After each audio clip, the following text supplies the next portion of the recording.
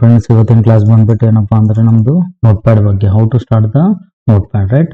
So last class ಅಲ್ಲಿ paint ಅನ್ನ ನಾವು ಯಾವ ರೀತಿ ಸ್ಟಾರ್ಟ್ ಮಾಡಿದ್ವಿ, ಅದೇ ರೀತಿ ಏನಪ್ಪಾ ಅಂದ್ರೆ ಇಲ್ಲಿ ಕೂಡ ನಾವು ಏನ್ ಮಾಡ್ಬೇಕಪ್ಪ ಅಂದ್ರೆ ನೋಟ್ ಪ್ಯಾಡ್ ಅನ್ನ ಸ್ಟಾರ್ಟ್ ಮಾಡ್ತಕ್ಕಂಥದ್ದು. First click on start button.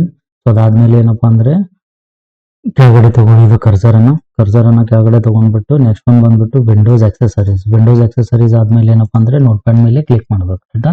So it is about ಏನಪ್ಪಾ ಅಂದ್ರೆ ಒನ್ ಸ್ಟೆಪ್. ಇದು ಒಂದ್ ರೀತಿಯಾಗಿ ನಾವು ಏನ್ ಮಾಡ್ಬೋದಪ್ಪ ಅಂದ್ರೆ ನೋಟ್ ಪ್ಯಾಡ್ ಅನ್ನ ಸ್ಟಾರ್ಟ್ ಮಾಡ್ತಕ್ಕಂಥದ್ದು. ಸೊ ನೆಕ್ಸ್ಟ್ ಒನ್ ಬಂದ್ಬಿಟ್ಟು ಸೆಕೆಂಡ್ ಒನ್, ಈ ಸರ್ಚ್ ಬಾರ್ ಅಲ್ಲಿ ಏನ್ ಮಾಡ್ಬೇಕಪ್ಪ ಅಂದ್ರೆ ನೋಟ್ ಪ್ಯಾಡ್ ಅಂತ ಹೇಳಿ ಟೈಪ್ ಮಾಡ್ಬೇಕು.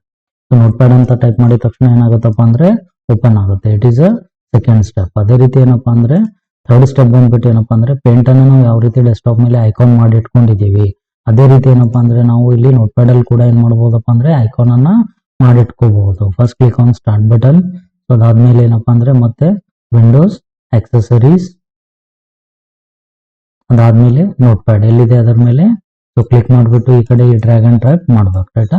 ಸೊ ಇದು ಡೆಸ್ಕ್ಟಾಪ್ ಮೇಲೆ ಬಂದಿದೆ. ಇದ್ರ ಮೇಲೆ ಏನ್ ಮಾಡ್ಬೇಕಪ್ಪ ಅಂದ್ರೆ ಡಬಲ್ ಕ್ಲಿಕ್ ಅನ್ನ ಮಾಡ್ತಕ್ಕಂಥದ್ದು. ಸೊ ಇದೇನಪ್ಪಾ ಅಂದ್ರೆ ಥರ್ಡ್ ಸ್ಟೆಪ್. ಈ ರೀತಿ 3 ವೇ ಅಲ್ಲಿ ನಾವು ನೋಟ್ ಪ್ಯಾಡ್ ಅನ್ನ ಏನ್ ಮಾಡ್ಬೇಕಪ್ಪ ಅಂದ್ರೆ ಓಪನ್ ಮಾಡಬಹುದು.